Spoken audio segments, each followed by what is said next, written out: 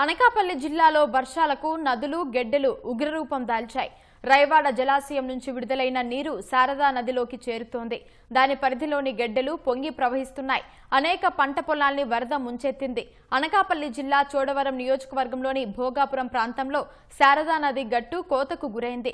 తాచేరు, పెద్దేరు, బొడ్డేరు నదుల కలయిక వల్ల ప్రవాహం పోటెత్తి కోతకు గురైంది. భోగాపురం, పిఎస్పేట, చాకిలిపల్లి గ్రామాల ప్రజలు గట్టు కొట్టుకుపోతోందనని ఆందోళనలో ఉన్నారు.